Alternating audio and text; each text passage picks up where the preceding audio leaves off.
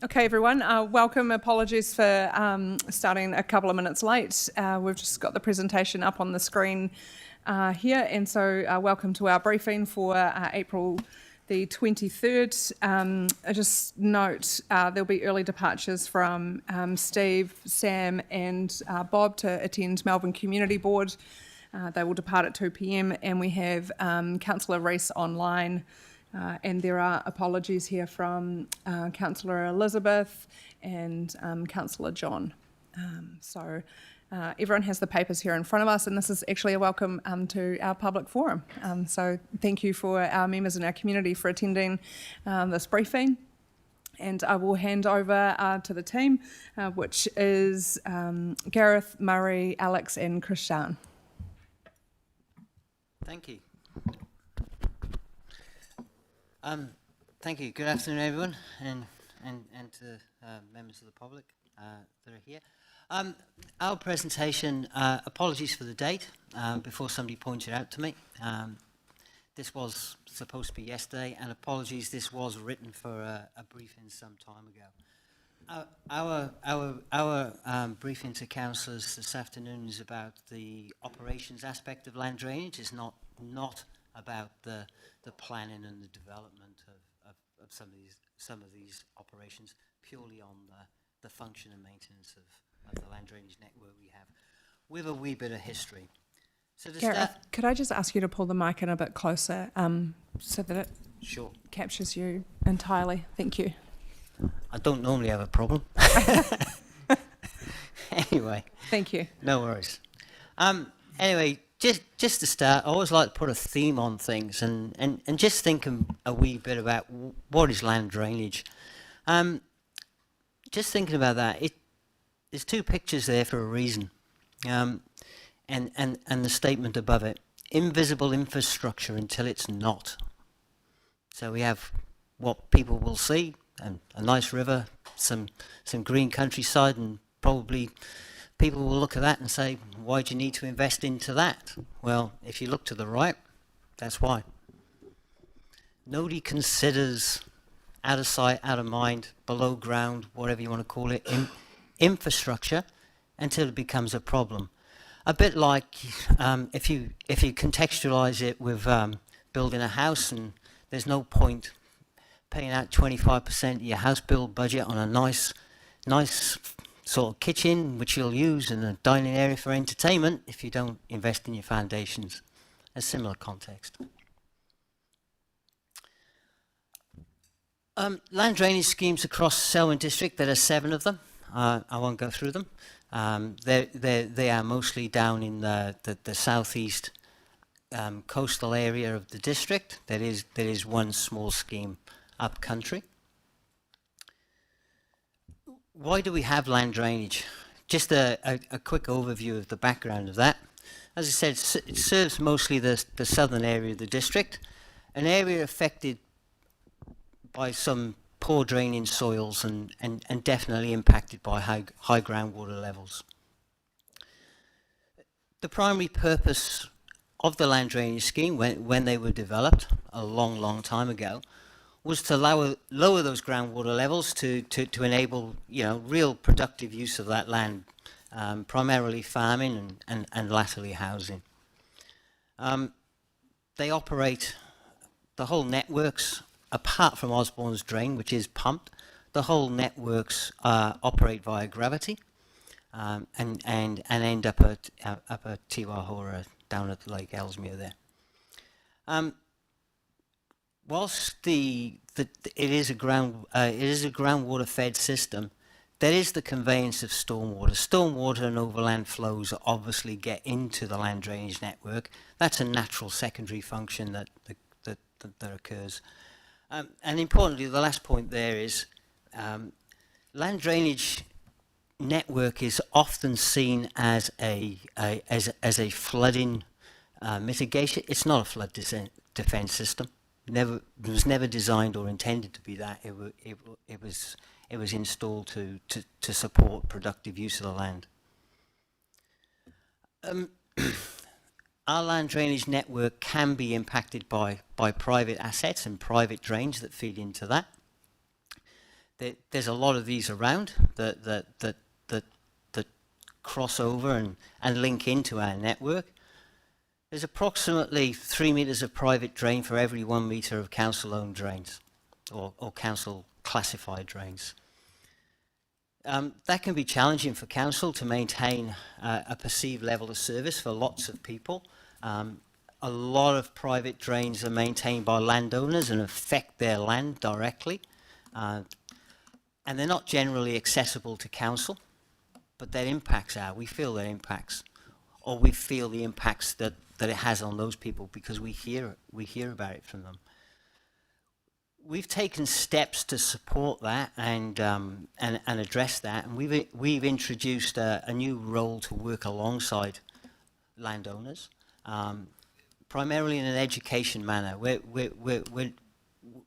don't have a huge appetite to adopt things in an enforcement way, and that role is supposed to be out there and working with people, educating and supporting. Although most of the people with their own private drains know full well what to do. It's about encouragement and getting these things operating and maintained. And as it's on the bottom, the enforcement remains as an option if we need to step into that space, but that truly is a last resort. We want to achieve all this through education, really, and encouragement. On to the operational management of the land drainage. We've got a selection of some people in the public area today that have been around with land drainage for some time. For many years, the land drainage schemes in Selwyn were managed by local committees comprised of those local residents and supported by their local contractors. However, in 23, council took a decision to transition into a single operational unit here in council and ultimately to a single operational maintenance contract to provide some sort of structure and coordination across the land drainage schemes. And also because of the increasing importance around compliance and consenting. It's becoming a big feature than perhaps it was when these well, there probably wasn't the level of consenting when the schemes were set up. Although, to keep the local content and to keep that local committee, council formed a uniform committee called Take Committee, which has a representation on there from the chair or a member from each of the previous land drainage committees. There's some councillors on there, ECAN and the Runanga. Equally, to support that in council, we've developed our surface water asset management team led by Murray and Alex, and on the operational side, we've sort of stepped up the operational team, sort of led by myself and Chris Shannon.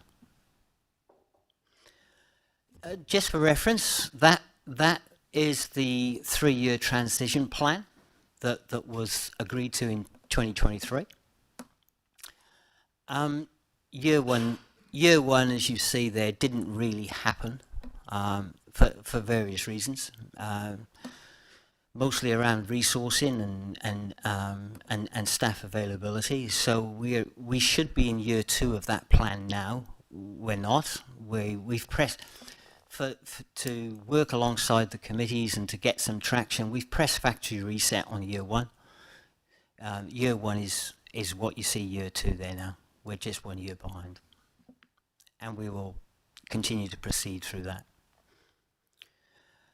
Just touching on the team here, the operational side. I won't go through the roles. As you can see, there's and has been published. There's a suite of roles there that have got some quite distinct activities, all led by the technical leadership, and the team leadership is led by Krishan, who sat here with me. It's fair to say that there's a fair bit of blending at the moment as we get up to speed with the land drainage aspect here, and each and every person in the team is probably operating in sort of uniformity across a number of things right now. But ultimately, that's where we'll that's where we'll end up with some distinct roles for those people. The 2026 focus, the L2 Ararira. It became very, very apparent as a priority towards the end of January this year that something needed to be done along the L2 river, principally, and then wider into the L2 scheme. There was a backlog of attention. There's a backlog of historical events. The latest one, or the last one, being obviously the May 2025 flood and the impacts that had on people and residences along the L2. That some attention was needed. We spent the last 3+ months, or since sort of mid-February, primarily working in the L2 river, taking care of what we call impediments to flow, and we'll touch on what's been achieved there now. A lot of weed cutting, a lot of marginal side weed cutting around the fringes, and a lot of tree removal. There was a lot of trees which were obstructing and had self-seeded and grown down the river. They've all been removed, and those impediments have been removed. Now the L2 waterway as such, the Ararira River, is under control and operating well. We've stepped into a maintenance scheme of the drains networks on a priority basis that feed into that. The plan going forward, the structured plan that we're developing, the team have been out there over the past few months doing some on the ground assessments of the drainage networks. That's been completed. In some instance, and with the L2 committee, we've worked with the new committee chair and balanced our priorities with him as well. As I said, the waterway is complete.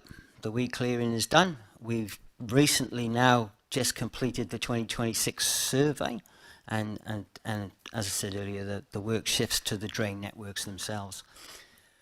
We're also underway in Green Park, Leaston, Ellesmere, and Wariri Valley scheme.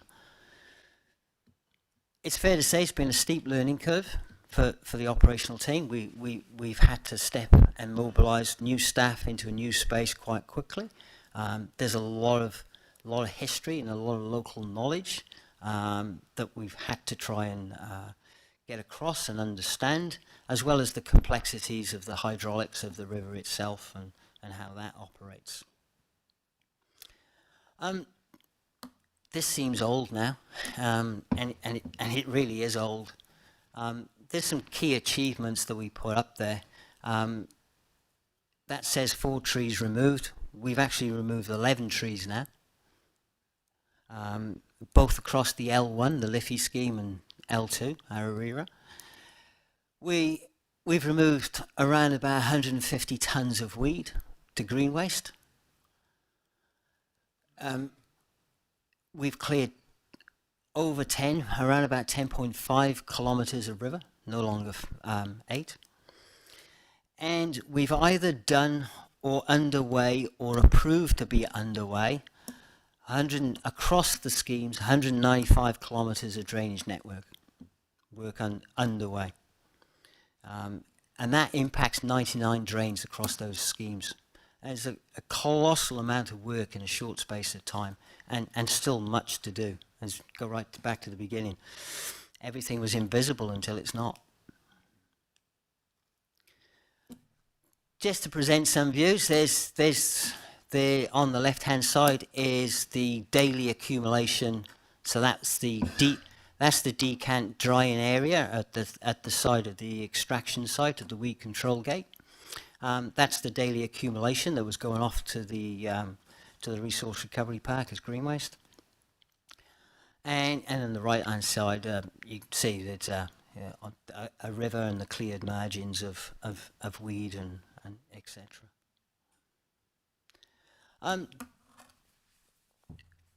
there's a lot about the land drainage scheme and the need and what we're doing and the structure and the future of what we're doing, but there's got to be some grounding, some realities of what a land drainage scheme is. And just to end, it was just remind that the primary function was to drain land and not to be a flood defence system. There's challenges around private drainage channels, but we're working on them, and ultimately this will help those properties as well, because some of those properties have got locked in groundwater, which we want to assist to get away. Budgets are limited, like anything stormwater, land drainage, stormwater. This can be the costliest item you ever maintain or build for. You know, you can build a stormwater scheme for a 1 in 500 year event and never ever be able to afford it, but use it very little. Or you can find a happy balance. Across the district, we do have all the flood hazards, the flood maps, and Alex has managed a lot of work around the flood modelling and capturing all the flood zones that clearly identified and published as our limbs with the flooding on them. Just want to end to say we've done a colossal amount of work, and we are working to minimise the effects of flooding, but we cannot control environmental conditions, and thus we cannot guarantee that flooding will ever occur, despite our best efforts. Thank you.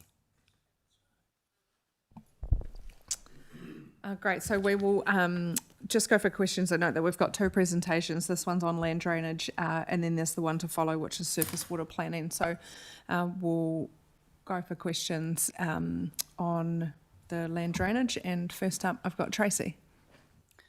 Just to make sure I'm understanding it all, are we dealing with a maintenance issue, a capacity issue, or both, or a combination of both? I'd like to say a combination of both. I can't talk about the capacity, and I'm sure Murray and Alex will talk about that. But first and foremost, we had a significant maintenance issue.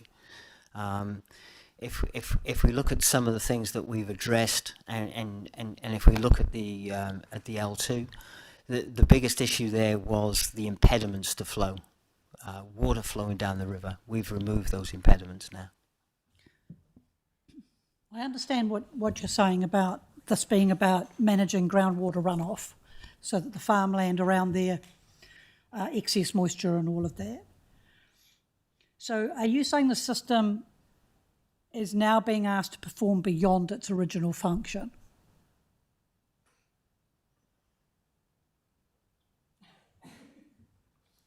Yeah, that's probably a question, respectfully, for Murray's area.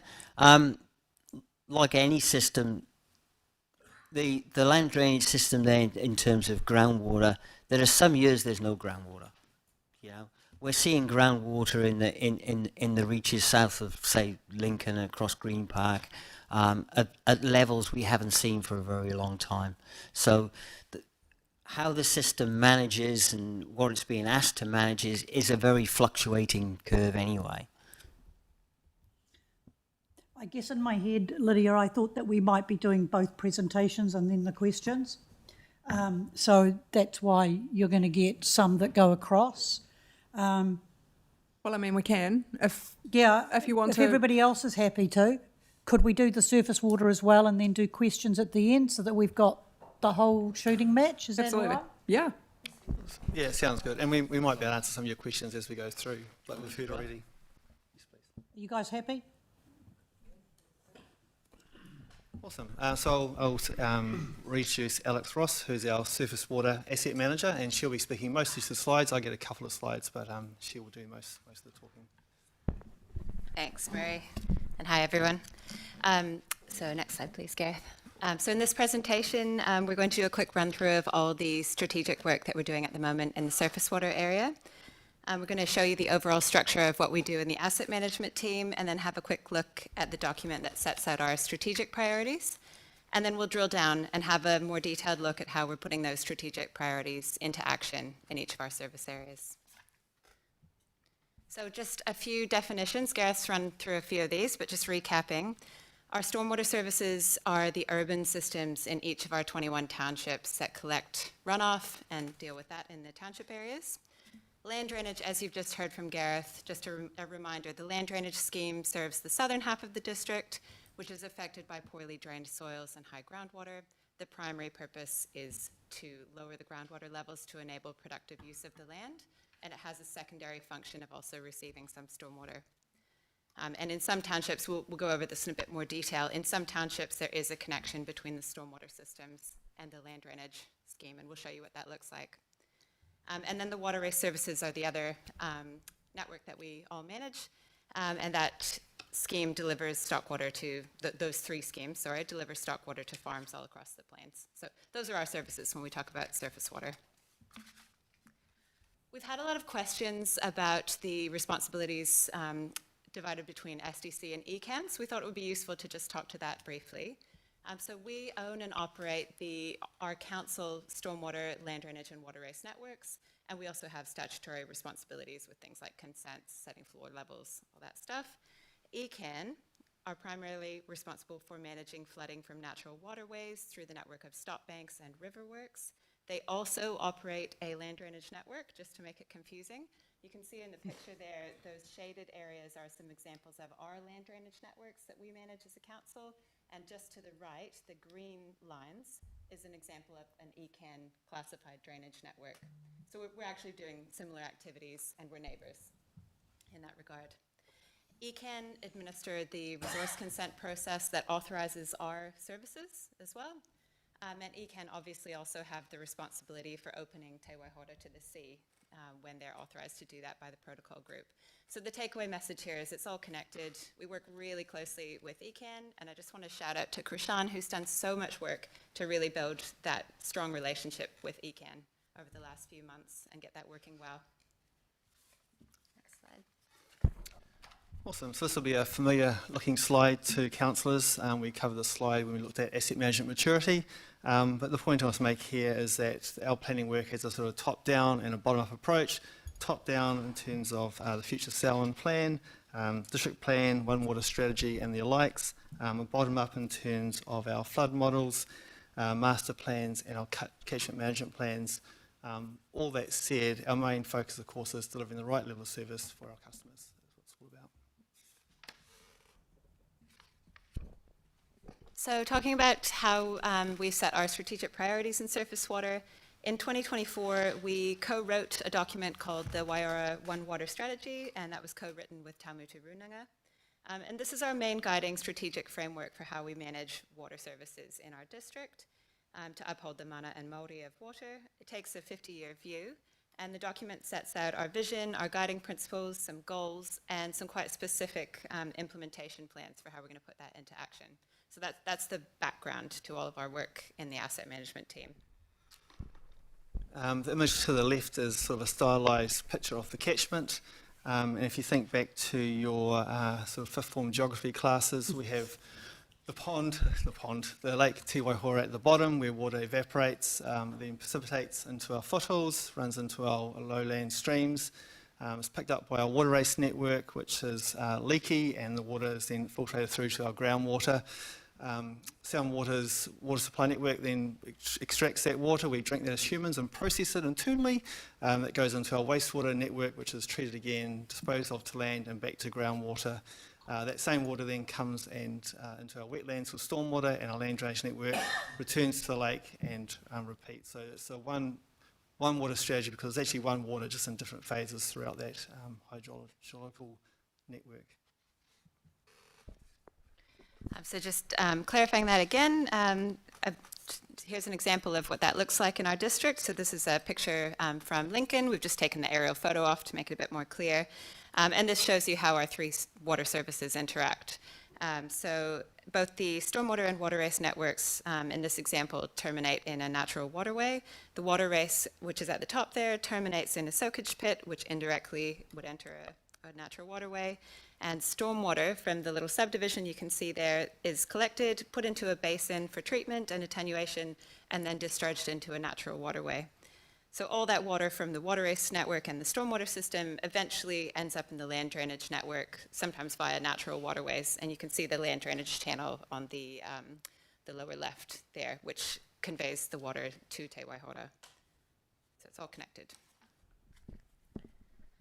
So we want to show you a very cool tool that we use in the surface water space, which is our district flood model. So this is our main tool for managing the effects of flooding in our district. We updated this last year with the most recent LiDAR and our latest asset data. The model was built by Tonkin and Taylor and peer-reviewed by PDP. And it is our main tool for managing flooding and managing the impacts of growth and development on our networks. Many teams across council use the flood model for assessments and advice, including in the building area, planning, infrastructure, and development engineering. And we also provide a lot of information from the flood model to external consultants for design purposes. ECAN hosts our public-facing model results, and then we also have it internally on our GIS for staff to use. So this is the extent of the district-wide flood model on the left there. Essentially, it covers the whole plains area of our district, so about 2,300 square kilometers. The model uses varying cell sizes to provide more accuracy where it's needed. In general, in the large, flat, open plains areas, the cell sizes are quite large, and they're a lot smaller around townships or near drainage features, which means the model is accurate, but it's also quick to run. The model is based on a range of other data sets. For example, the land use comes from LINS, soils come from Land Care Research, and those data sets inform how the model accounts for things like soil infiltration, for example. The model includes important infrastructure like culverts, stop banks, and embankments, and that's based on our asset data and data from KiwiRail, NZTA, and ECAN. So here's an example of some of the technology that's included in this, this round of the model update. This time around, the modelers used something called quad tree nesting and subgrid sampling. You have to bear with me, it gets a bit technical. The important thing to know is that the model is able to use fine detail where it matters. So you can see in the picture there that in those large flat areas, the cell sizes are quite large, and then the cell sizes get quite a bit smaller near drainage features like culverts. Essentially what this means is that we're using the latest modeling techniques and we have accuracy where we need it. So within the district-wide flood model, we also have 11 more detailed township models, and these cover Darfield, Lincoln, Springston, Rolleston, Leaston, Doyleston, Southbridge, Taitapu, Prebbleton, Kirwi, and West Melton. In those townships, the model outputs are much higher in detail, and the outputs are at about a 2 meter by 2 meter resolution. The township models are linked to the district-wide model, so the outflows from the district-wide model become the inflows to the township model, so they're connected. And we also have a lot more detailed infrastructure in our township models. For example, culverts, pipes, sumps, manholes, and soak holes. The model does include a representation of soakage to ground at each soak hole as well.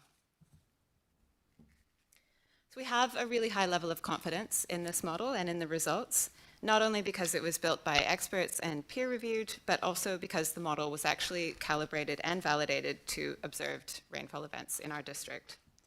So the model was calibrated against the July 2017 flood event and then validated or checked against the May 2021 and June 2013 flood events. The screenshots you can see on the slide there show how the model results, the blue, were checked against actual aerial images or on-the-ground images.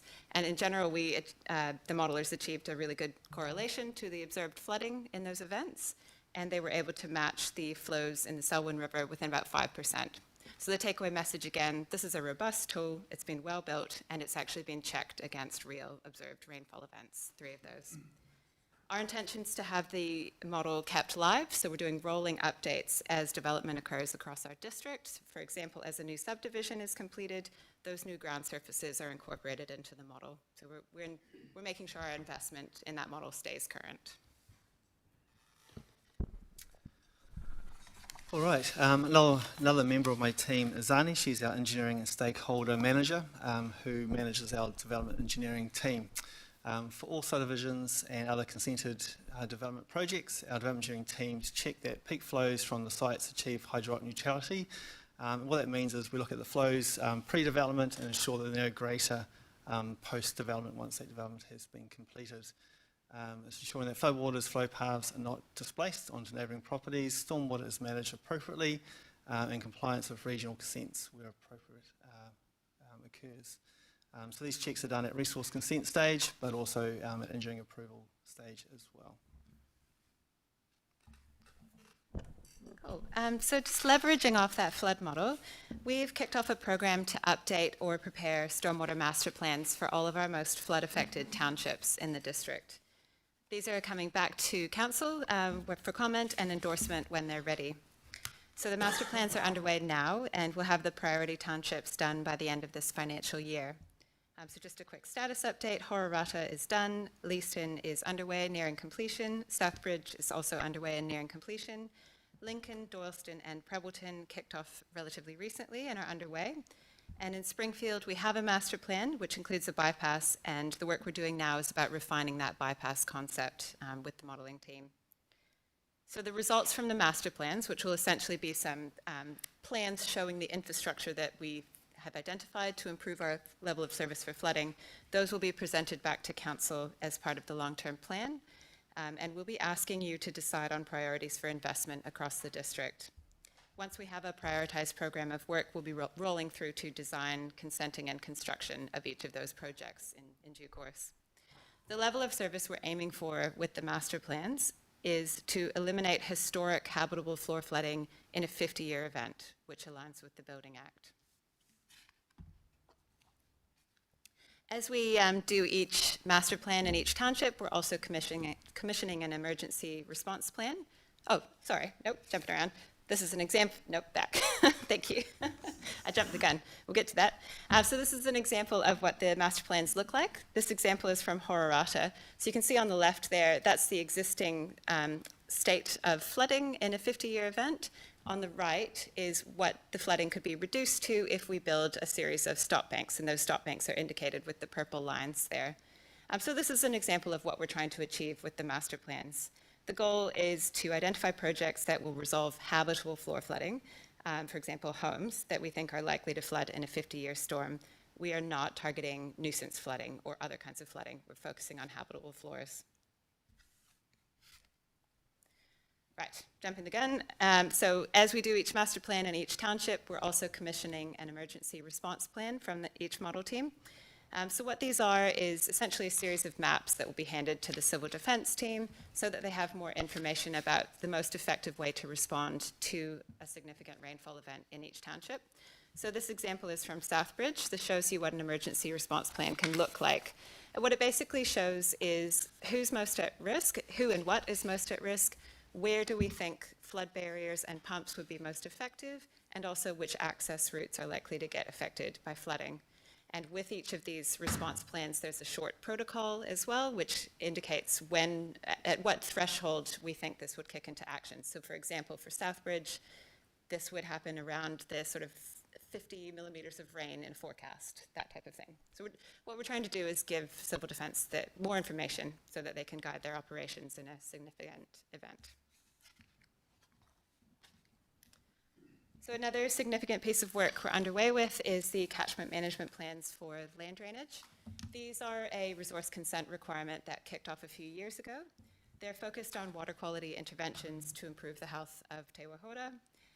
The consultant team that prepared these did a huge amount of technical work over the last few years to analyze our land drainage catchments, looking at the soils, the water quality issues, the land uses, the pressures on waterways, and all of that information was used to come up with a list of suggested interventions, for example, things like sediment traps and wetlands.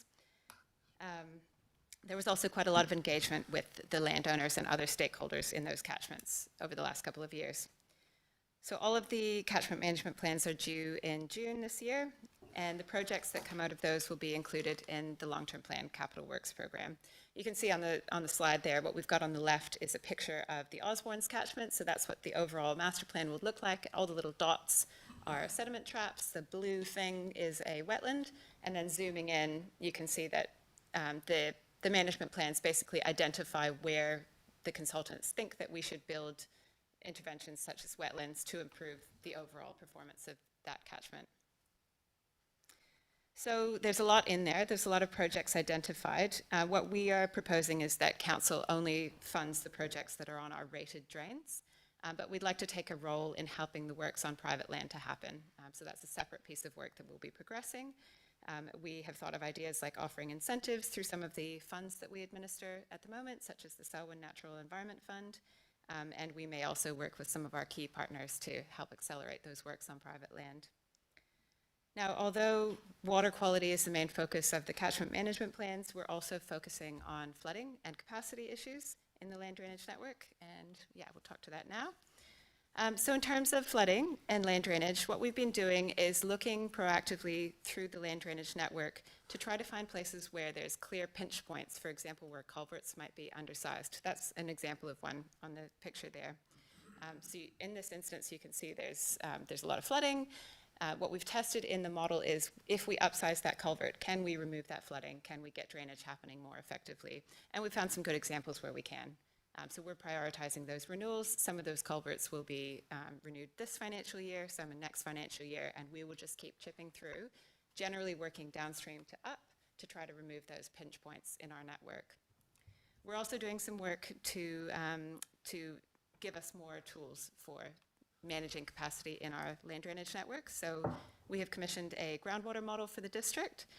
When that's ready, that will be added into our district flood model. We're also updating our district flood model to have more detail in the L2. So using that survey that was done recently, we're going to burn that into the district flood model, and that will give us a lot more clarity on how different maintenance actions can improve capacity in that waterway using the model. All right, bear with me, we're almost there. So another big piece of work we're doing right now is we've commissioned a water race strategy. Many of you will be familiar with the issues in our water race network. We have generally falling demand for this service. The cost of the service becomes challenging as there are fewer people paying for it. The level of service is a challenge with interruptions that are largely caused by environmental factors. And there's also ecological values in the the water race network that we have to factor in. So the strategy is about assessing the current demand for the water race scheme, identifying the ecological values that are there, identifying which races are critical and which ones could possibly be divested in time. So we're aiming to optimize what we're doing in the water race area. We are currently underway with getting our district-wide stormwater consent. So that's at a pre-hearing stage, which we hope is close to being resolved. The land drainage consent, there was a placeholder consent lodged in 2011, which is currently on hold, and that's what gives us our continuous use rights to operate and maintain the land drainage network. We also have a replacement consent for land drainage, which was developed quite a bit more recently. That's at pre-application stage, and we're working really closely with ECAN and Taumutu Runanga to change that if required prior to formally lodging it. And just want to shout out to, we would also be very happy to work with any other stakeholders on that if people would like to be involved. So our capital works program, this is a big piece of work to get us ready for the long-term plan. The capital works program is one of the building blocks to give us our budget for the next 10 to 30 years. At the moment, we have a long list of projects that have been scoped and priced, and we'll keep adding to that over the coming months as we finish those master plans and the catchment management plans. There's a lot more there than we can do, assuming our funding's staying the same, so we're going to apply a prioritization matrix to that and come back to you with a list of suggested projects. So we just wanted to end with a bit of a teaser of what we'll be bringing to you next. When the master plans and catchment management plans are finished, we'll be bringing them back to council so you can see the details of the infrastructure that we're proposing.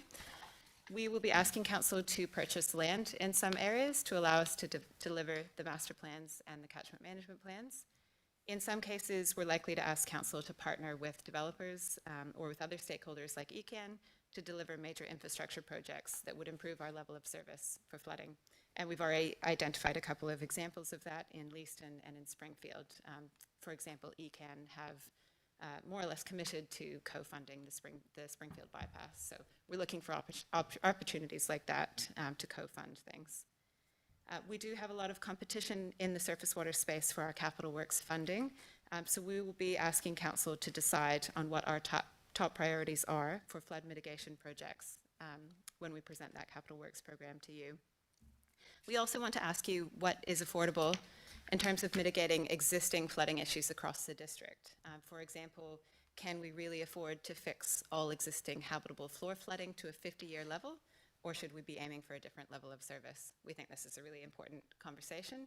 And when we present the master plans, we'll be bringing you some numbers to discuss. For example, for each level of investment, for each infrastructure project, how many homes can you save and versus the dollar value. So that's what's coming up, and we've tentatively booked that in for early September as well. Yeah. Cool, thank you. We'll go for questions now, and so we'll go back to you, Tracy. I'm just wondering, because Samuel's got to go at 2, maybe he goes first? Great, if everyone can allow reorder. Go, Sam. Thank you, team. So, thank you for the presentation. I'm really supportive of carrot instead of stick for encouraging landowners to maintain drains. I'd rather see significant more education than punishment, really. I think you'll garner a lot more support for that.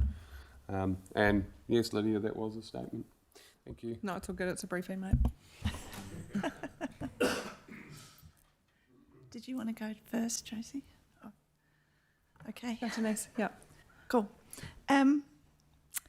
Okay, this is going to take quite a bit because I've got a few questions.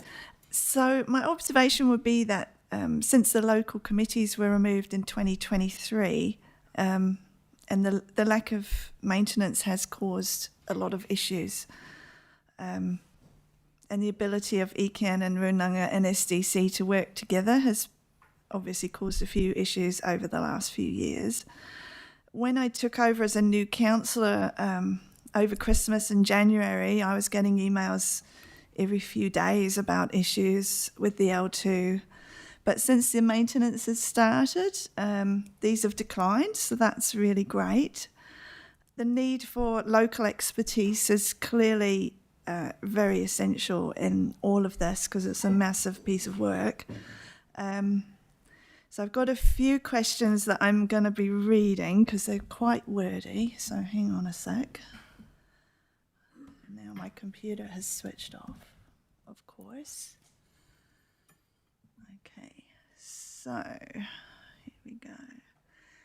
So we're managing, I have asked about this before to Bob, so apologies. We're managing the interaction between sediment levels and weed growth. Are we confident that the current maintenance works are restoring full system capacity rather than just improving flow on a short-term basis? I think that accumulated sediment can reduce channel capacity and contribute to conditions that support weed growth, including through nutrient retention and providing a suitable bed for establishment. So can someone confirm the extent to which sediment is acting as a driver within the system? And has consideration been given to whether a stronger focus on sediment management alongside weed removal would reduce regrowth rates and improve overall system performance? Yes, we are confident that we focused on the right things. The sediment question is now a question because everything else has been dealt with. The immediate work, there's a resident who lives alongside one of the key pinch points on the L2 sat over there. The immediate level in the L2 dropped a good 500 mils just by removing some in the first cut of weed. The sediment, there are pockets of sediment. There's not a massive capacity restriction through the L2, and our survey data confirms that. In terms of the theoretical capacity, sediment and the sediment pockets amount to less than 6% all the way down, but it's probably your most expensive item to remove out of the river. In terms of efficiency, in terms of bang for buck, in terms of value, yes, we're confident we've done the right things. However, it doesn't mean to say that we haven't lost sight of exploring ways of removing sediment and looking at key targeted areas of sediment. Only this morning we were talking to ECAN and exploring opportunities of how we could build a process and do some trials to test the methodology, particularly in a few key areas, and to see what that looks like. Cool. So, sort of keeping with the sediment theme, during higher flow events, fine sediments can be mobilised and transported downstream, potentially contributing to nutrient loading in receiving environments such as Te Waihora. From an ecological perspective, can sediment accumulation affect fish habitat and spawning conditions? And is that being factored into the maintenance priorities? I'll hand you to Krishan, he's the expert in this. All right. Afternoon, all. Yes, that has been factored. In terms of ecology, if we were to do in desilting, there will be ecological input coming from expertise, and we have done a couple of studies in 2015 and 2021. But at the same time, we are currently seeking advice from a couple of ecologists if the ECAN approval is granted. Okay. So if we don't, if we don't do dredging or desilting,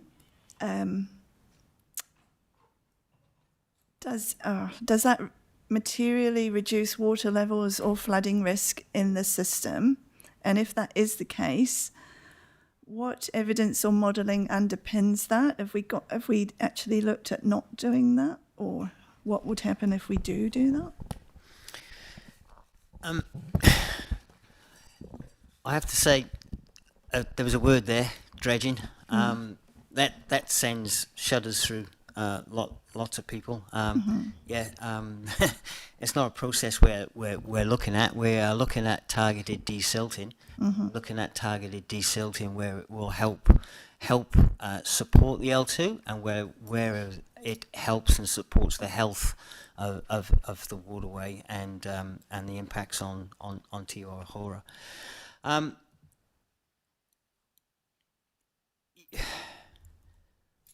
Forgot what your main question was now. Old age is wonderful, isn't it?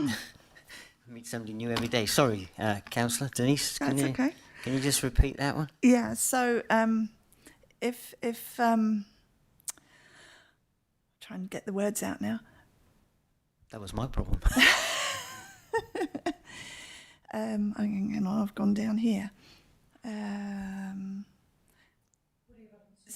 Yeah. So, yeah. Yeah, sure. Yeah. Yep. Yeah. Look, if councillors remember, we put together a briefing which we issued some weeks ago about the effects of sediment and modelling and all the rest of it. One of the key principal things to remember, and with the L2 particularly, is as a groundwater system, if you lower the water level and you've got high groundwater level alongside you, as Murray said, go back to your schoolboy days. Schoolboy physics says, guess what? Groundwater comes in from the top. If the lake closes at the bottom end and is not open to the sea, and the exhaust from the L2 is not there, there's pushback from the lake. Look, there's lots of modelling, there's lots of data. We are in the process of overlaying the 2026 survey data with the 2022 and 2025 data, and we will push that out and update councillors with that as soon as we're able to.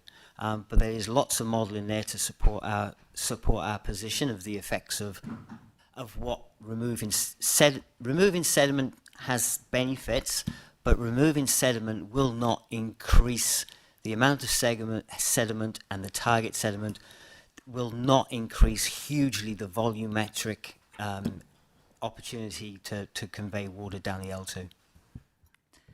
Okay, so if you're going to remove sediment, is that going to be as a trial or is that ongoing or? Two purposes. The process that we're currently in is to build up a strong case around methodology and how we can do it efficiently and effectively, and that will then also feed in to support the wider consent process. But also we are targeting, I believe, with the assistance of the L2 committee chair, there were three particular areas where there are established pockets of sediment, and the aim is to remove those. Will you be collecting data from that, and will that be available to councillors before, like, we have to make decisions on funding this in the LTP? Will we have any information before that time? Certainly, and and Krishan and myself will be feeding that data back through to Alex and Murray, obviously, for them to build their models and plans. Okay, cool.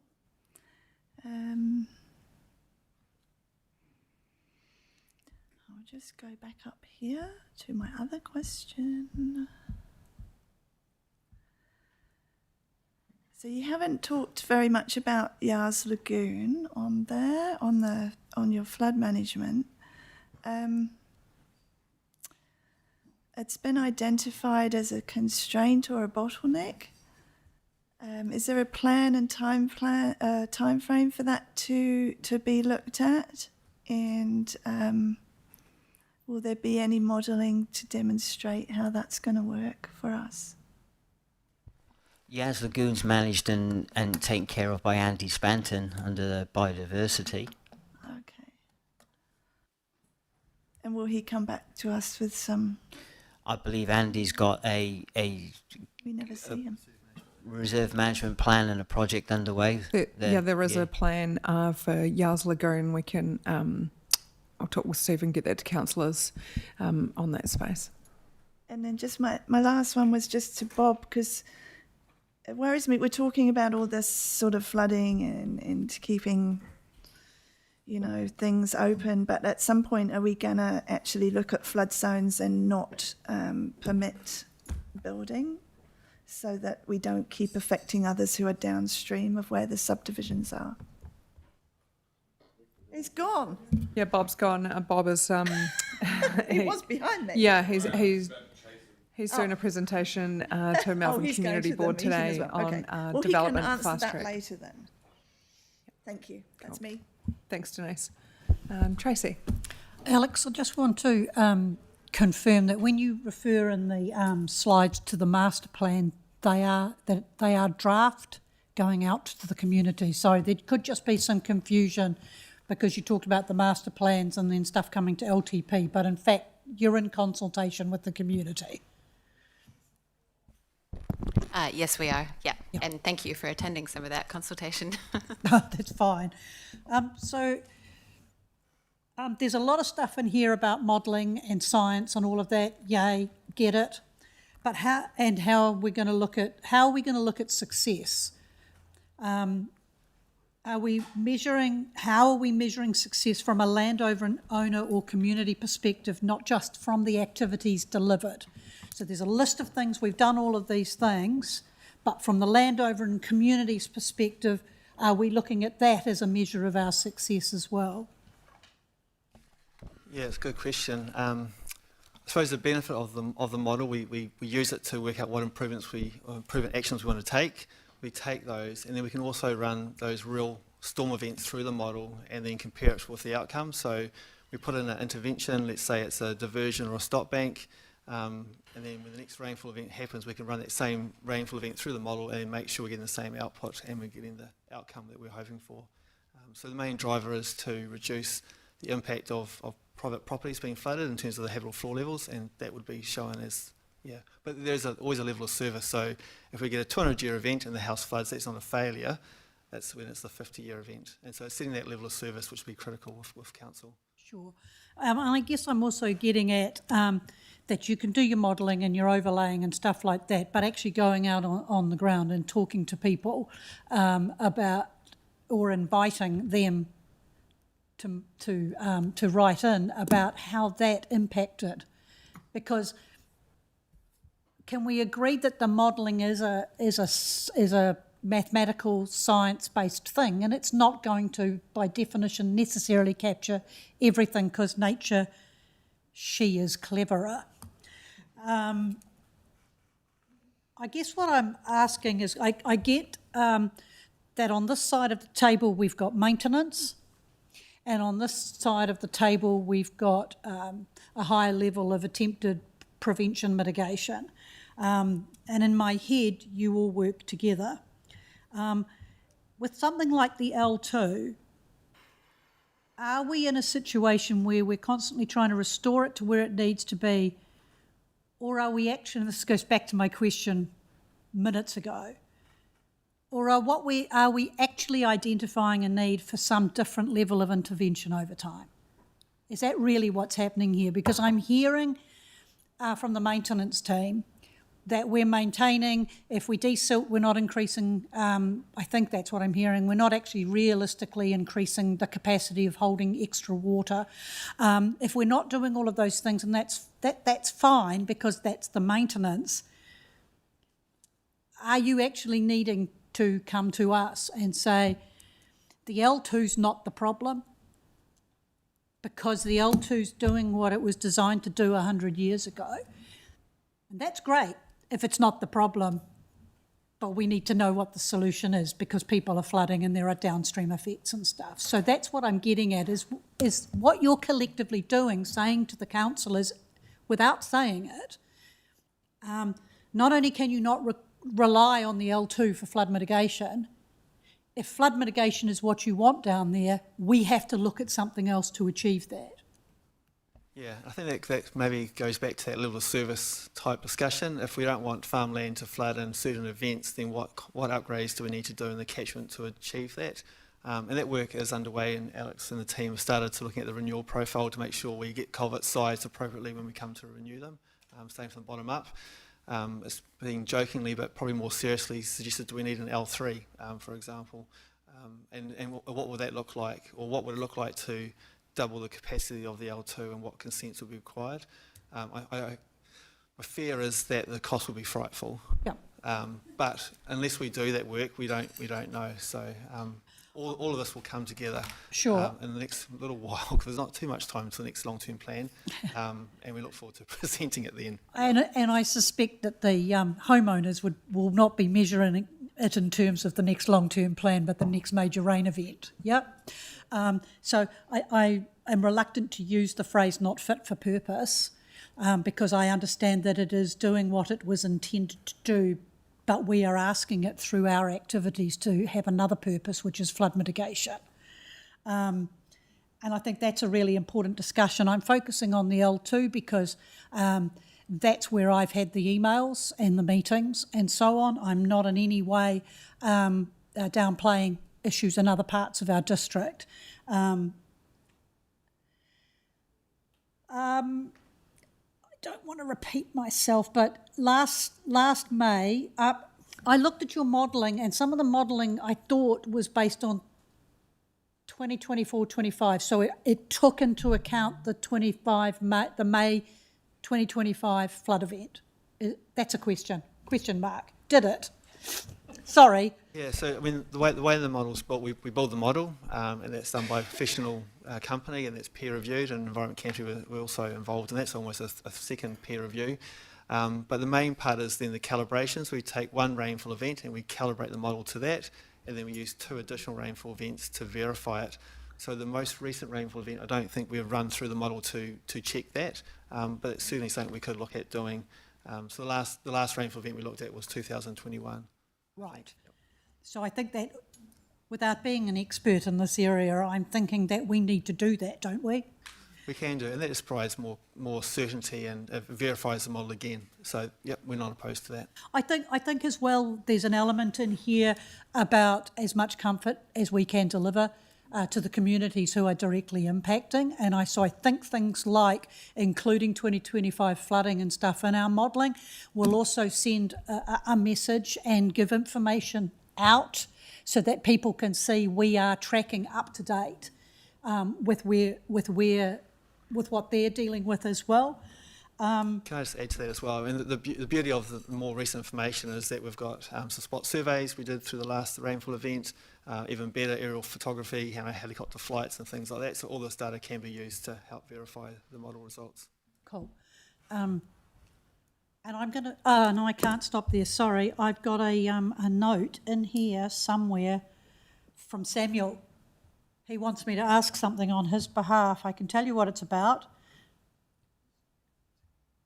It's about insurance. If anybody else can see it. Have you got that? I've got it, but that was for the insurance one. That's for the next one. Sorry, as you were. Thank you. Oh, Cheers, Sarah. Thank you. Thank you very much for the presentation today. It has been much anticipated, as you can imagine, from the last few months. And I just want to start by acknowledging the pressure that the operations function has been under last few months. You have inherited a very challenging situation here. You've got a very vested and engaged community who are interested, concerned, and certainly watching, which is a good thing. And it is really important that our team understands the importance of that, and I really do think that you do, and appreciate the work being done. Just on your presentation, Gareth, you mentioned the natural secondary function of the conveyancing of stormwater. It almost seems like it is a secondary function, but it's actually almost a more significant function. When the drains, if they were just drainage, they would possibly be coping, but at the moment it seems that there's more and more pressure being put on by the stormwater systems around them, which is potentially the tipping point that we seem to be reaching more and more often at the moment. Don't know, is that a fair statement? Certainly in high weather events, yeah. Yeah, thank you.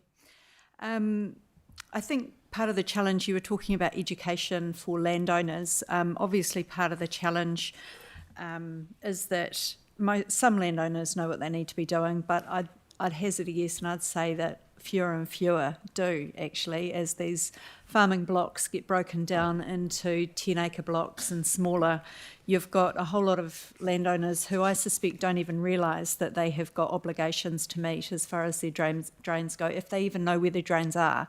And, you know, when we start to talk about ensuring that we've got the correct culvert size in, I think that there are probably a lot of crossing points on undesignated drains that certainly do not help the drainage situation around the district. So getting better education out to a lot of those landowners, I'm sure will be very much appreciated, as well as having a significant impact on the way that water moves.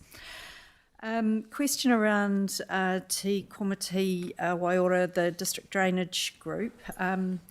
My colleagues have touched on the changing role of those committees, and it was a major change for those committees. You know, they used to have full control of budget, full control of decision making, their maintenance, obviously checking in with council, but all of that control has largely been pulled away. And I think that a lot of committees feel that they no longer have a say, or they are unsure about how they have that say, and unsure where sort of the teeth are in the whole equation. And I think that that's probably something where we need to get better at defining the roles back to those committees a bit now. I know I had a conversation yesterday with someone who said, we don't even know if we are still a committee of council. And so therefore should we, as a subcommittee, a group, if you like, an L2 group, be going through formal meeting processes, etc. I said, I don't know myself. So it's probably something that we need to help navigate for some of those committees so that they know the pathways that they have to having their voice heard a bit better. Can I just make a comment on that? Do. That one. The word control. Yep, sure. Yeah. But they still have an input, Yeah. which is important. Yeah. And I know a lot of the people are connecting with Krishan and the team now, and we encourage them to do so. Yeah. Krishan and his team are out there engaging with the various committee people, and they've got input. Yeah. We came up, use the L2 as an example. We came up with a maintenance plan. We came up with a plan, but we didn't implement that plan. We went to the L2 committee before we implemented that plan for their input. And balance on that as well.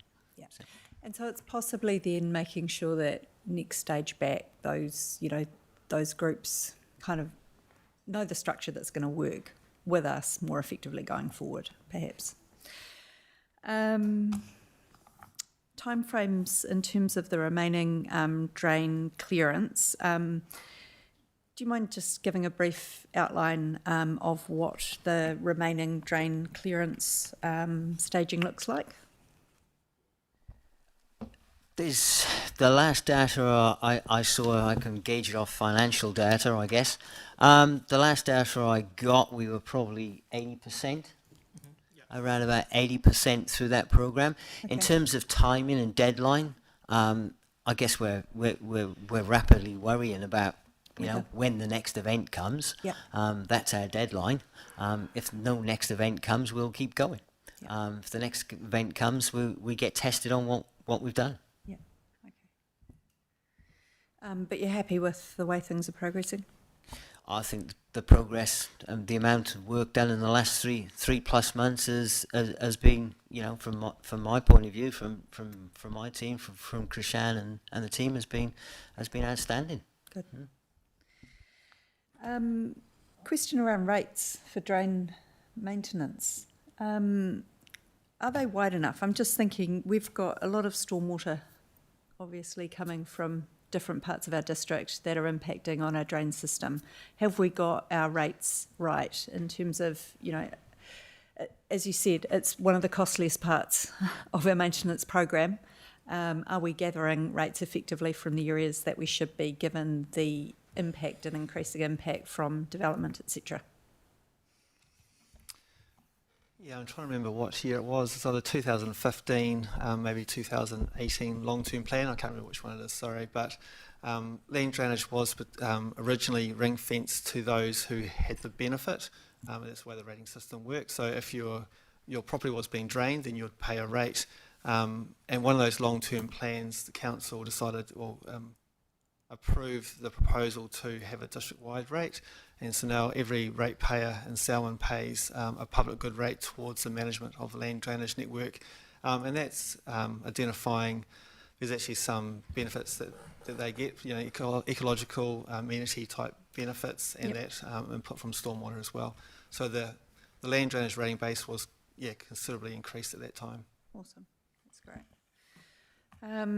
Alex, probably getting into your area now. In terms of the impact of surface water further north and the impact that has further south, I'm just thinking, for example, we've got a few major developments on the horizon around that Selwyn Road area, sort of the southeastern side of Rolleston. Is that stormwater discharge likely to have an impact further south? I'll have a first crack at answering that. So I think this is where the groundwater model will be really important. Yeah. So at the moment we're in the building phase of that. So taking all the telemetry data we have from our, from Selwyn Water's sewage pump stations, they generally have a piezo next to all those, all our groundwater bores, etc. And so that's building historic data, and then we can push that forward as well. That model will then be interlinked into our stormwater model, so we can model rainfall influence into groundwater and how that comes up. There was some work done a number of years ago looking at the impact of Rolleston's stormwater discharge onto lowland streams, and there was a weak correlation, but it wasn't as strong as we thought it might have been. There's quite a lot of attenuation in that groundwater system, But this model we're doing will be far more accurate than that, and Yeah. we'll be able to report that back once it's complete. Cool. How And, long? and that's probably looking at the next sort of 2 or 3 months to achieve that. So possibly the end of this financial year, but probably a month or two after. And so would then a report like that feed into resource consent information, potentially, if someone's applying for land change use, Yeah, yep. land use change? Yeah, so even now, our surface water flood model is used by consultants to help model the impacts of their developments, Yeah. or the inputs from the model they use to model their Yeah. developments. So this will be the same thing. And so similarly, when you look at the One Water strategy, there's no allowance there from what I saw for water being introduced from the two major river systems that we've got north and south of our catchment. We've got irrigation allowed there, but I assume that One Water possibly assumed that a lot of that was from bore water. Is that taken into account with that One Water strategy, and does that have an impact on surface water through the district? That's a really interesting question. We've actually had some conversations with some of our consultant team about exactly that. And what we think at the moment is that the water races, because they've been in place for so long, you know, we're talking 150, 160 years, they essentially form part of the background environment. So, for example, all of the decisions over the past few decades that ECAN's made about groundwater allocation have included the water that we're inadvertently topping up Yeah. from those alpine rivers into the plains groundwater environment. And as part of our water race strategy, we'll be doing a deep dive into that water balance, because you know, as if we look to divest those water race services in the long run, we need to think about that impact Yeah. on groundwater. Yeah, very interesting question, really technical. Right. We'll leave it for another day. Cool. In terms of the township flood models, sounds like we're going to be able to get a good, accurate understanding of the impact on stormwater into our drainage systems from those. Does the engineering, I guess, of that look at the next phase of that? You know, once it's beyond the town boundaries, are we looking at the effect that that has further down the L2, etc., potentially on low-lying properties? Yes, we do. Yep. Yep. So we use the models to see the downstream impact of those storm discharges. Cool, awesome, thank you. Sorry. And that, which I guess goes into that habitable floor flooding in alignment with the Building Act. You know, it sort of feels like it's very urban focused, you know, the modelling for residential homes. And I did appreciate your comment around on the back of your presentation about whether we should be considering our rural residents and the fact that this is livelihood for them within that modelling. And I think that is an essential part of what we decide. Yeah, I'm not sure the response to that is, but I mean the stormwater models are focused on the urban townships by their very nature, but the district-wide model would also provide that same sort of information. So we are looking at how we can reduce flooding impacts on rural properties as well, but with a less focus on the habitable floor level, but more just on land in general. Great, awesome. I think that's, just one last question, talking about replacement consent with ECAN, and you mentioned landowners being able to have some input into that. How are they best placed to have that input? So those land drainage consents, the catchment management plans we talked about before, Yep. have been going through the T committee. Great. Yep. Great, thank you. Cool. Sophie. Cool. Thank you very much, team. I'm going to try and edit my list as I go because some of it's kind of been partway there and I'm aware that we're running low on time. But first I just wanted to acknowledge the amount of work that Alex has done, particularly with Committee Waiora. It started a couple of years ago, so there's been a lot of work with the various land drainage chairs.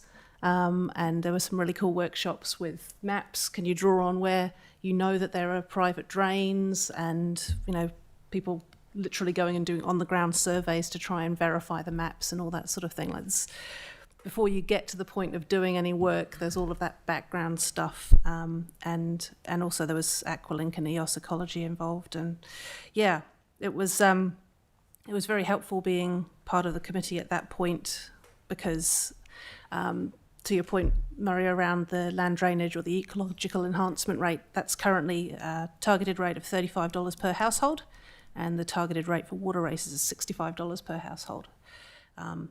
Obviously, those who have land drainage or water races on their properties pay more than that, but every urban dweller is paying towards this as well. And there is still that question of whether it is enough, which then feeds into all of the other discussions we have about affordability and what we're willing to put into that level of service. So it gets it's very easy to identify an issue, and it's a lot harder to suddenly just make the decision on how hard you're going to go on the solution and the impact that has then on the people you represent. Yeah, so as far as questions go, you've answered a lot around the modelling that's going on. I'm presuming that that's then going to feed into things like the engineering code of practice and everything else.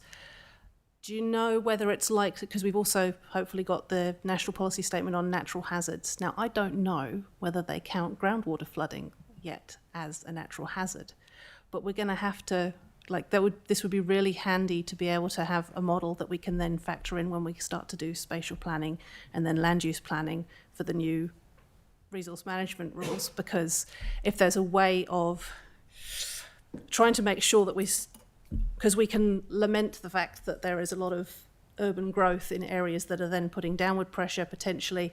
We've got the stormwater in places like Rolleston, which is basically soak pits everywhere rather than an actual stormwater system. Somewhere along the line, there is probably some kind of groundwater, most difficult water to model possible impact. And I would love to have it in a state where somehow these models can interact with our planning and strategy areas.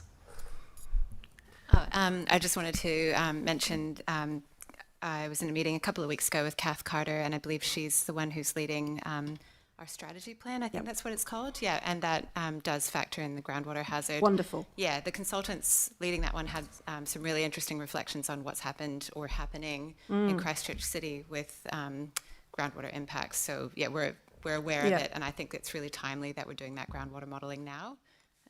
Oh, they've got fun with saltwater incursion into their groundwater and everything over there as well. Yes, I was going to say, it's fair to say they're quite excited at the fact that we're building this model, which will feed straight into the work they're doing also. Excellent. I did have a question around the stop banks that was on one of the slides. Some of it looked like it might be on private land. So are we thinking Public Works Act or something? Or how much would people... Have we got that far yet, or are we just designing the model so far? Not quite far enough to define that is. In the first instance, we always try to do it on public land. If it's on private land, generally it's to support and protect the property itself, and there's no issues with acquiring easements, etc. But there'll be a lot of work if it is on private land to deal with those private owners. Okay. And I think the only other thing I'll go with was around the resource consent, because there's was plenty in the... Some resource consents can be extended again because of the fact that the Resource Management Act's being rewritten. Is this one of those resource consents? That would be nice if we could just wait for the new rules and then... So if we do manage to get another one granted under the current rules, do you have an indication how long that's going to go, or are we going to have to reapply? I think in terms of our urban stormwater consent, we're pretty close to having that go through. We're just dealing with one final submitter, and then if that was across the line, then all submissions have been withdrawn and we can move forward without a hearing, which would be amazing. For land drainage, we're probably 2 or 3 months away from lodging that. Speaking of which, is there anything in the, I think it's Christchurch with their global consent on stormwater and anything, does that impact the ECAN land drainage at all? Because around the Huratini, vaguely remember this from the Water Zone Committee. A large portion of the lower part of Christchurch does come through into the Hallsville River. Yeah. It doesn't affect our consenting process, but it does, impact the Hallsville River. Yeah. And the main influence there is probably on the Taitapu stormwater system, which we have to overpump. Yeah, cool. Okay. Thank you. And yeah, water doesn't really care what we do with the land. It just wants to head towards the next batch of water. Hey, okay. Thank you very much. Cool. Aaron. Thank you. I'll just go with a couple of quick questions, but before I ask my question, just some context. I live near the source of the L2, and so over the years I've watched the maintenance works being done, and it used to be that I could just about set my clock, metaphorically, that they would turn up at this particular time of year, get on and do the work, and it was great. You could see the progress. I'm just wondering, I didn't know about the decision that was made in 2023 until I read this paper. I just wonder if it's coincident of that happening. But the last few years, the weed control that used to be happening, like I say, like clockwork, hasn't happened, and I or other residents have needed to report on the old snap, send, solve, and sort of badger a wee bit to eventually get stuff done. So that's just sort of a little bit of context, and I wonder if it was the committee structure that was sort of pushed to the side a wee bit, whether that was contributing to that or not. I don't know, that's speculation. Anyway, to get to my questions, so the level of service that we set for the system, what is that designed to achieve? Like, how do we know if we're delivering a good land drainage system? I can have a attempt to answer that if you like. So in the long-term plan, there are a number of KPIs set out, and council will be in a position to reassess those in the next long-term plan process. But the KPIs are based on number of complaints per number of dwellings, I think it is. So it's complaints per 100 or 1,000 ratepayers type KPI. So I suppose the lower the number of complaints, then the better level of service. The higher number of complaints, the worse that service is. Do you know if we've been meeting that KPI in recent years? Ooh, I'd have to come back to you, sorry about that. Yep. I'm pretty sure we are. It'll be in the annual report. So in the big document that you have, there is reporting on there on level of service, and I think we're pretty close to, yeah. Good. Obviously, you've got limited resources to meet all the needs, and everybody's wants is one laid on top of that, I guess. So how do you prioritise the maintenance across the network? And if you've got some sort of hierarchy that assesses risk and impacts and vulnerability, how do you go about balancing those competing? Krishan can answer that, but that is a matrix. Yep. So since we started in October, we have created a work plan, which is for this financial year. In the interim, but at the same time, we have planned for the next couple of years as well. So we are looking at, we have, for L2 network, we have met with the L2 committee.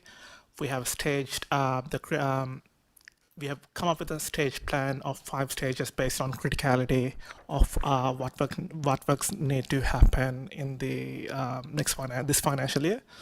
Remaining work will be happening in the next financial year. Yeah, it's based on criticality.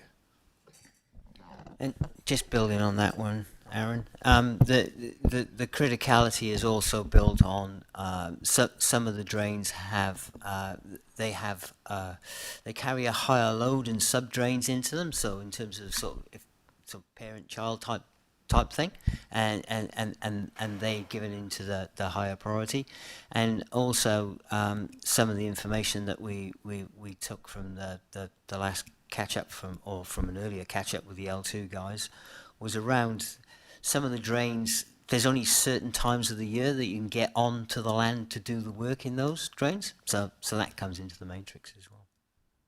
Cool. Thank you. Agreed.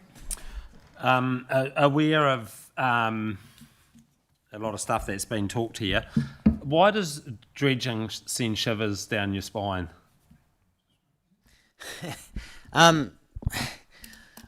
Only the consenting process we'll have to go through to achieve it.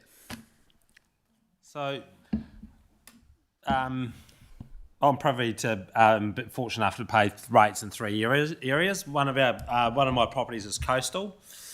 One night we had a storm. It took away 6 metres of the beach, took away power poles.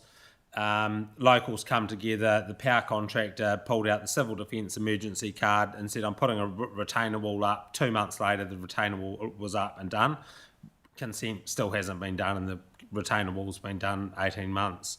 I think, do we need to take an approach with ECAN where, and definitely guided by this, but where we actually just have got to take a strong position on them and actually just say, this is actually important to get the job done, as opposed to mucking around, actually going, talking about feelings, just get in and get it done. And I'm happy to come in and head it. And New Zealand Energy is the company on the West Coast that did it for us. And it was a win-win. So that's it there. And they were obviously dealing with environment West Coast over there. The beach was Hannah's Clearing Beach between Haast and Jackson's Bay. Also too, with these conversations going around when we're talking about it currently, and it was talked about a bit earlier, I think by Sarah, ECAN have 10 red zones over Canterbury at the moment. They have 4 yellow zones where if you want to put a resource consent in to drill a well and pump water out of it, you can't because the water table's too low. And yet we have these conversations. So now the position we need to take with ECAN is going, at what point are those red zones lifted, particularly with what we've had going on with Central Plains over the last few years and the aquifers being filled. That's it. And then also too, the only other thing I'd probably stress moving forward is with the scale that Rolleston's grown, and which is probably projected to grow, at what stage, we talk about the L3, but with the whole Canterbury Plains being on a 3-degree, slide out to the sea, the water level's always flat, at what point are we going, do we need to do something from Prebleton or Rolleston into the Selwyn River as opposed to just keep going down, keep feeding it downstream? Okay, I'll leave that one to Murray. Let's see, he was itching to hit that button there. I just wanted to double back to the first point, which was probably one in my area. Emergency provisions and civil defence acts are wonderful, aren't they? You get a lot of stuff done without consent. But there is consent in. I just want to say that ECAN have been very helpful, very supportive, and they've been very pragmatic. The conversation that we had with them this morning wasn't one about this is the consenting wall, this is the consenting barrier, and you have to climb over it. It was one about what can we do, how can we work with this, how can we get that, how can we achieve. It's about outcomes, and they are fully. It's not a block right now. It's just a process we have to go through and work with them. But they are fully supportive.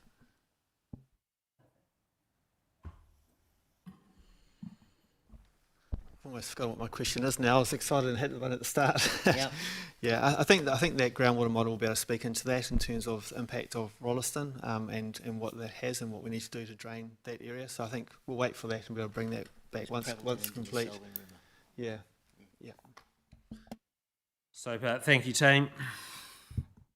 Cool. I think just before we head for a second crack around the room, I might actually, I've got a few things that I would like to talk about, and I think Big Red's conversation probably flows, no pun intended, into what I wanted to say about integrated stormwater and land drainage planning. And in my view, and noting that I'm not the technical person on this, but I'm the practical person of there are a lot of things that are happening across our district that are very integrated. And if we talk about starting at the top around the water races and the 70% loss of water to ground is contributing to our groundwater and recharge of aquifer, and we're not extracting out of our bores as much as we were for irrigation. And so I think there is an accumulative effect across our district, and then we're looking at urban development and how that impacts our stormwater management, because if we're putting down more and more concrete, then we're losing permeable land. And so,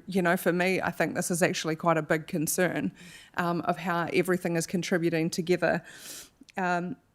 And I don't know if we have been planning well enough of the effects that urban growth is having on our land.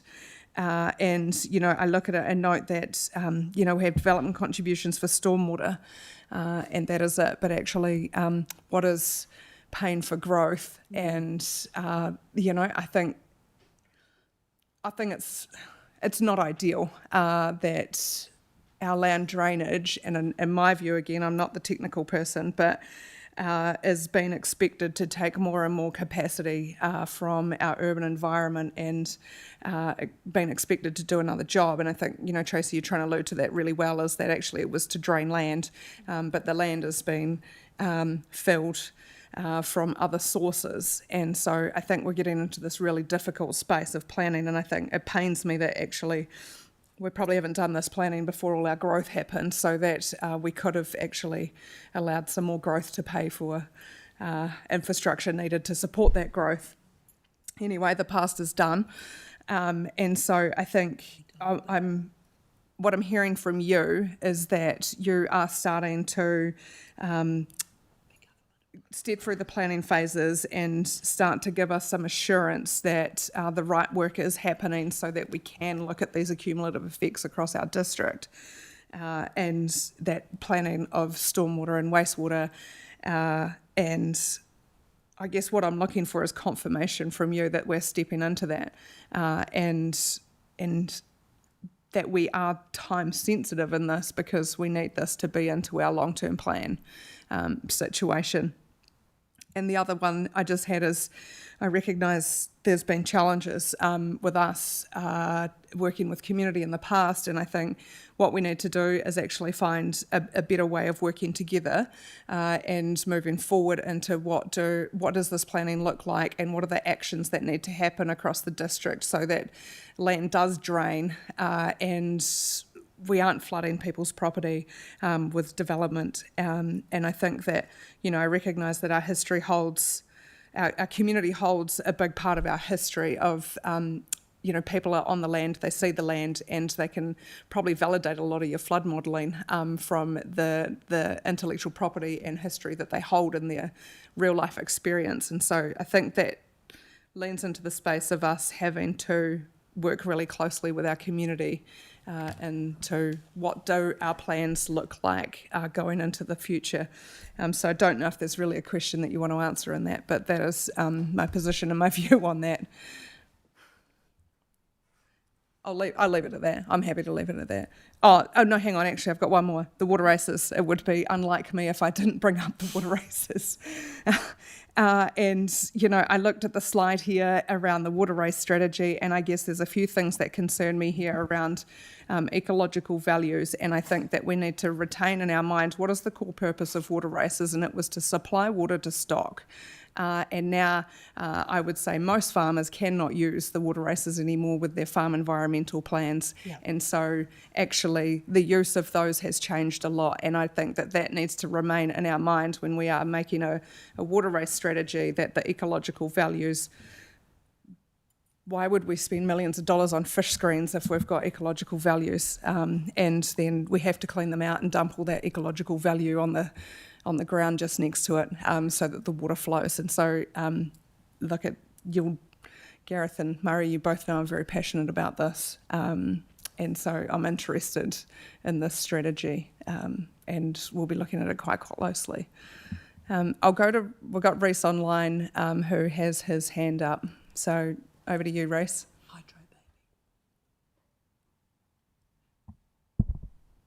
Make sure you turn your mic on, mate. Yeah, I was just working out the technology side of it. Thank you very much. Hey, good to see the team there, and thank you very much for this report. Firstly, like to do exactly the same, acknowledge the background and the step up that we've done in the last 3 months has been vastly improving the current environment out there on the L2.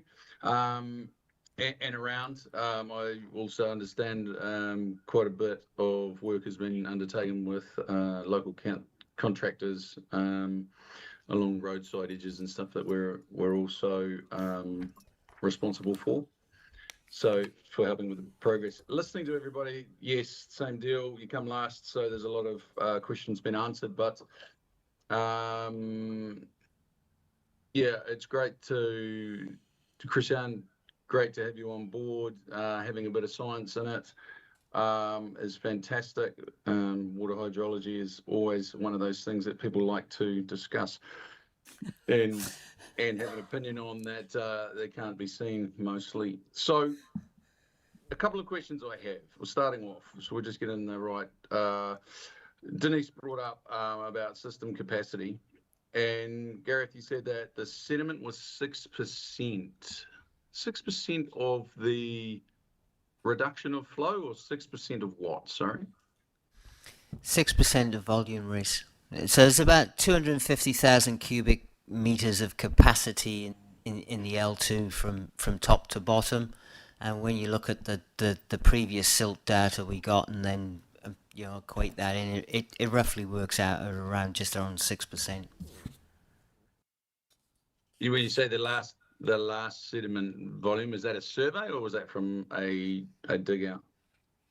No, it's from the surveys. So it's a combination. It's an average sediment depth comprised from the cross sections and the long sections of the 23 and 25 survey, or 22 and 25. We haven't added we haven't added 26 into that. That number might change when we get the data through for 26, but I don't imagine it would change drastically. Yeah. Okay. And you talked about targeted desilting of pockets.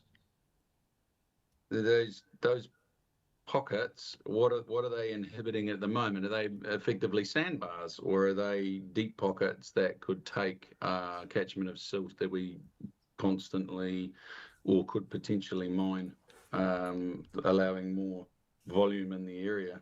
I'm not sure what the pocket value meant. Christian's nodding at me. Pretty much your last statement then, that they are catching silt, and if removed can allow to catch silt. Yeah. So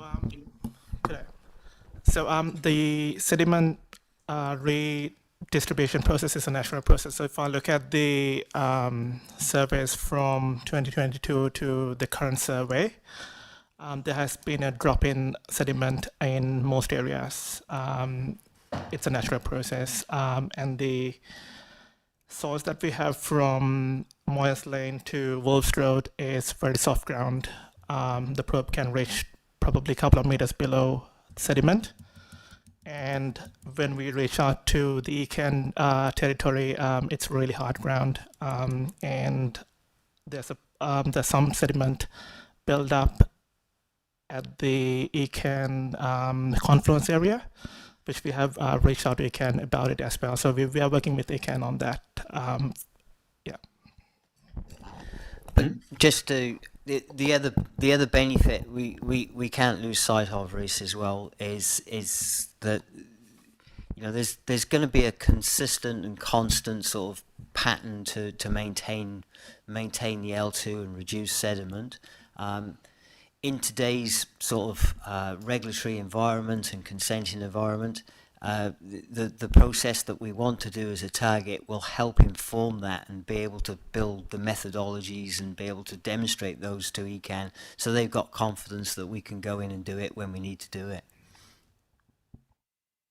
Yeah, sure. So thank you. Carrying on with that, the scenario would be, you talked about the exhaust of the L2 into the river, and appreciate Ecan and the committee and the local iwi, etc., have a lot to do with the opening of that. They are things that we can't get around. 100% understand static water level being high in the L2, and it's going to be there at all times. But and I appreciate that it's not originally a flood barrier, or the word you used, sorry, I missed. But what I'm getting to is here, if the L2 can flow faster, it has a larger volume within it. It's no different than a larger pipe. It's to do with to do with actually Big Red's comment about the 3 degrees. You end up with more head pressure in the back on a flood event. And if the pipe has more volume in it, it can shift it faster because we're talking about feet per second. We're not talking about slow walking speeds, and we're also talking about the bottom. So I do agree with what you're saying, and I do agree with that we've got a higher water table now. I mean, Central Plains is running the water along the surface. It's going in through pipes, as we talk about with the irrigation schemes. The irrigation schemes allowed it to recharge the aquifers. Now it's piped. It's put out through sprinkler heads, and it has a very small impact on groundwater recharge. The groundwater recharge since the turn on of the Central Plains has continued, and this is what we're dealing with, I believe, down in the bottom. But I'm sure there's smarter people than me that can work that out. So what I'm also coming back with is that removing of sediment off the bottom of that L2 will fill up again, and targeted may not be. We can capture and desilt from certain areas that are cost effective and proactive, but allowing a deeper channel in a flood event will allow more cubic meters per second to flow before it comes across private landowners. And my concern is if we aren't going to do that and we allow for pocketed and silt migration, we will have more flood events across the land, and we can sit here and we will have to, as a council, deal with the land drainage bylaws and creating the public nuisance. So I do strongly and personally believe that those discussions that you talked about with ECAN that are so amenable include the sediment removals in AHARA. And have you specifically talked about the sediment removal consenting with ECAN, Gareth? Yes, we have, Reece. Murray and I met with ECAN this morning, and several of their staff, and it was wholly about the continuation consent, and it was wholly about how we can go about sediment removal.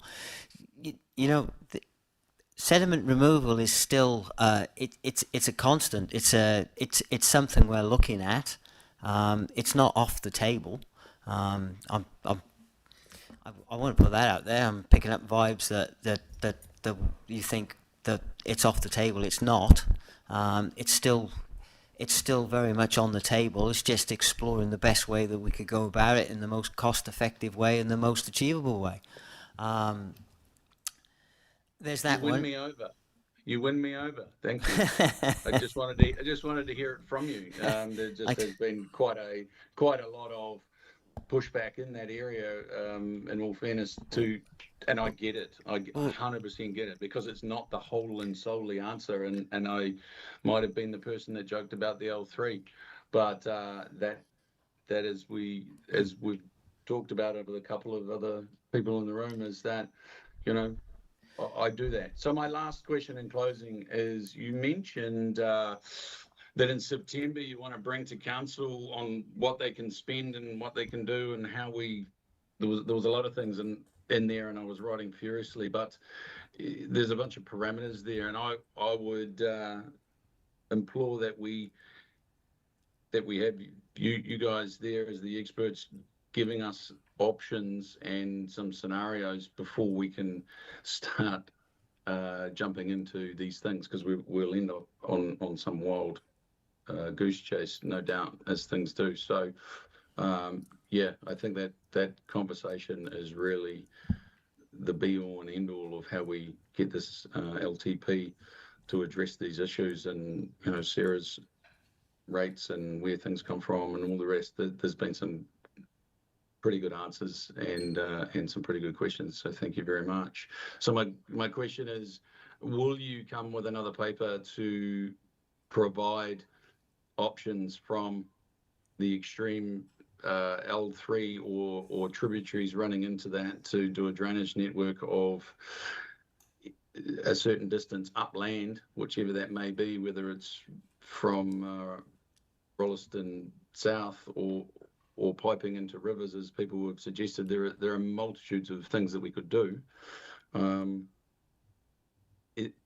Has there been the feasibilities across those? Well, no, there probably hasn't been. So is that the intent when you come to ask us for our opinion and financial input? Yeah, so part of the long-term plan process, historically asset managers have presented to council with all the details of projects, and there is a lot in the surface water space.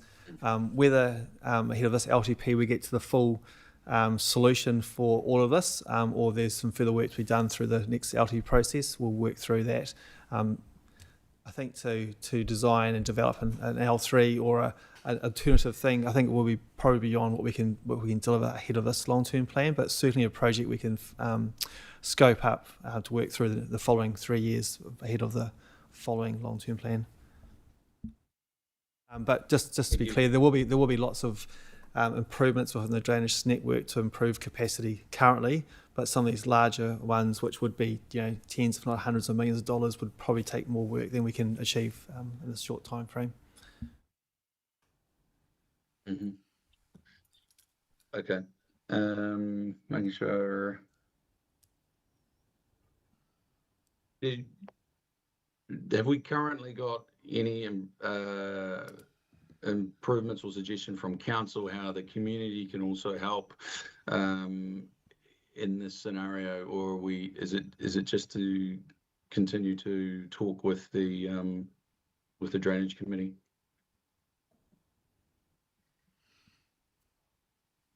Sorry, Rhys, a bit unsure whether that one's for me or for Murray. In my world, yeah, look, we are continuing to because it's maintaining what we have there. We're continuing to talk to the committees. Yeah, I suppose in terms of my world, when master plans are developed, and this is not to say completion, but on the way there, township meetings are had to work through and explain to ratepayers what we're looking at doing and obtaining their feedback. And then same with land drainage, that goes through the T committee for their comments and feedback as well. Yeah. Okay. And then so are we benchmarking ourselves against other drainage plans from other councils? We're not the only ones that have flooding. Have we gone out looking elsewhere for some of these potential LTP options?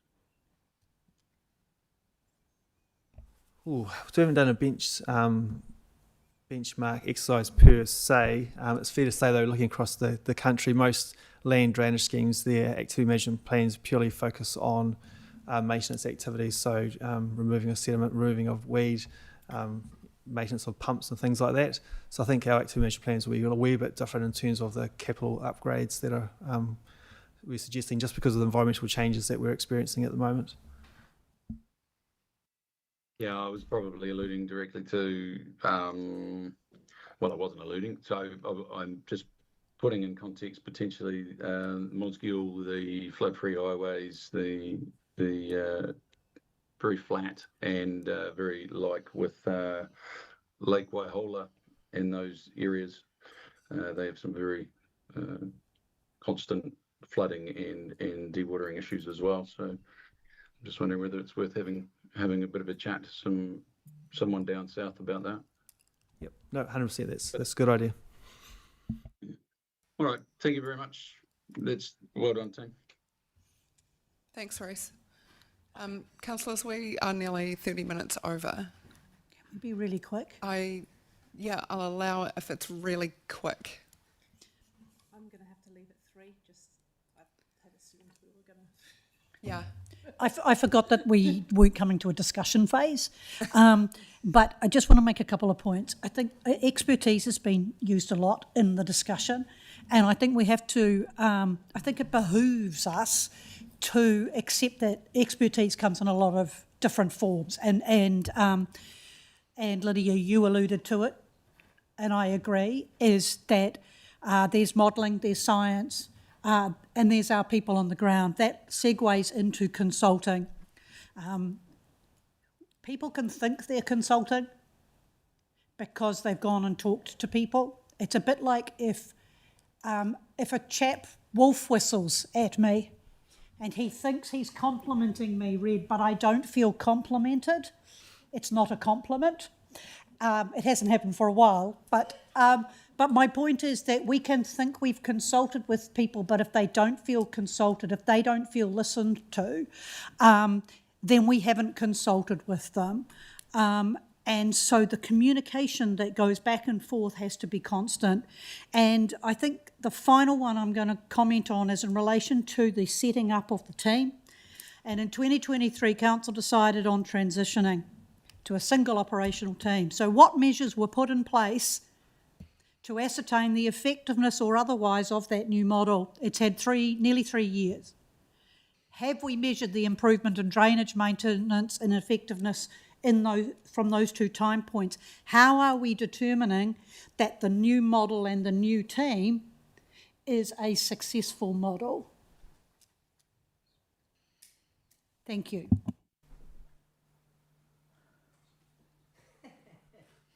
I heard the words, that's yours, mate. How we determine the success? Measure. Yeah. For us, we entered this with nothing. November last year. I have some with Krishan work plans that by the end of the first year that we've got identifiable structured maintenance plans which we can publish. We got a complete understanding of all the pressure points and the critical points on the various networks that we want to publish so that it's public. So I guess for me, the quick response to that is just having that knowledge, having the availability of that knowledge and have the continuous structured work plan is a measure of success that these guys have come along and they've hit the target. I think actually, Tracy, some of this might lead into that level of service space that we previously discussed today, that we're going to start workshopping for the long-term plan, and actually we probably should look at the level of service that we have there and what does success look like for land drainage and that, so that we can actually start to achieve some of that. That is my take on how we measure. So when we decide to set up a team in 2023, we need to have measurables then and measure back against them. That's what we thought. We don't have the people either. Yeah, I was about to say, we have been some time without a surface water team, and that has been detrimental to all outcomes across the district. And so I think we're in a rebuilding phase with surface water team. We've got a good team on board now, and partnership with our community and starting to deliver on that is a good measure, but something we should take note of. Guys, we are pushing, so that wasn't my definition of quick either. Yeah. Denise, you got to beat that. I'm going to talk really quickly. Probably touching on what Tracy has just said, I think working with community is really important, and I've been watching some reactions around the room, and I'm certainly reading the room that it could be better. Erin and Tracy sort of touched on this. I think with this is for Alex, the mapping of the flooding. I know you've done it for the up to 2021, but it would be great if we could have some mapping from when the committee ended, which is 2023, through to 2026, because I think that would probably show us the effects of not having had the maintenance, and perhaps going forwards what the maintenance does help with, and then we would have something to look at for that. And then my final one was, do we look at the knock-on effects of all the development in Christchurch, Horswell in particular, because they have as much development as we do? And that's it. That was quick. Yeah, in terms of the Hawesera, we can talk to Environment Canterbury. They monitor the river and they can provide some feedback on it. Just in terms of the flood model, it's probably not a good indication of the maintenance because it's built from LiDAR. But what we can do, which we mentioned before, is just look at the last heavy rainfall event and just make sure the model is predicting where flooding is happening accurately. So we can do that. And I just want to make sure. Sarah. Just want to make sure I clear that one up. The committees didn't end in 2023. Yeah. The committees continued going, and they still continue to go in some shape or form. And we did not step in and take over the maintenance responsibilities until, basically January this year, but probably conversations started in November of 25. Thanks, Gareth. Beg your pardon? A 4-year plan from 2023? Well, because it's the mapping, the planning. Okay. Very quickly, how do we make sure that we're not creating more major problems on the catchment areas in the meantime by stormwater while this modelling work is taking place? Do we sort of have effective cross-functional checks and balances sort of between stormwater, between surface water, so that, for example, Lincoln Town Centre, we've got an accurate idea of what the stormwater effect is potentially going to be on the L2? Yeah, so with every subdivision, it goes through a resource consent process, and that's the document that approves the development to go ahead. Yeah. As part of that, the applicant would provide their flood assessment type work, and depending on the sensitivity of their receiving environment, that would be peer reviewed by council's experts, internal or external. And so making sure that flows are attenuated and that the post-development flows are no greater than the pre-development. So we try to mimic that natural response as far as practicable through that. So that goes through the resource consent process. Cool. So that's sort of your team working with stormwater team, making sure that our internal hydrologists have got a good handle on that. Yeah, it's probably, so it's our team infrastructure, more broadly working with the planning team. It's Robert Love's team and Emma Larson. Okay. We process those. Yeah. And just to add to that, I'd be failing of me letting Krishan down if I didn't add to that. And maintenance has a part to that. It's like any good development process. If you're going to create something, how the heck are you going to maintain it? And ops are part of that conversation, and are asked to make sure they're part of that conversation as well going forward. Good. Awesome. That's reassuring.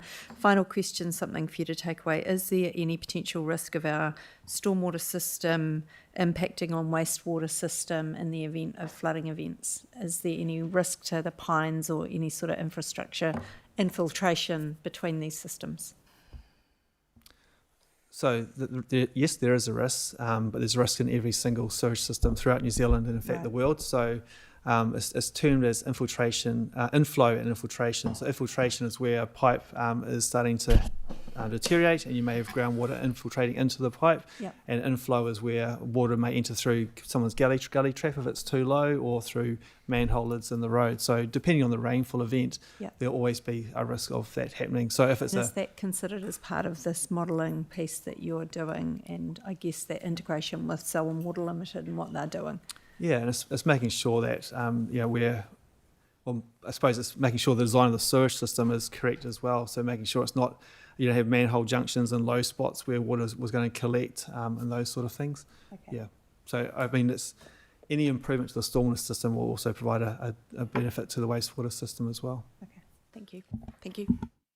Great, thanks team. Who knew 2 hours of land drainage, surface water, so exciting. Look, thank you for 2 hours of Q&A. It's much appreciated, team. That takes us to the end of today's public briefing. So thank you.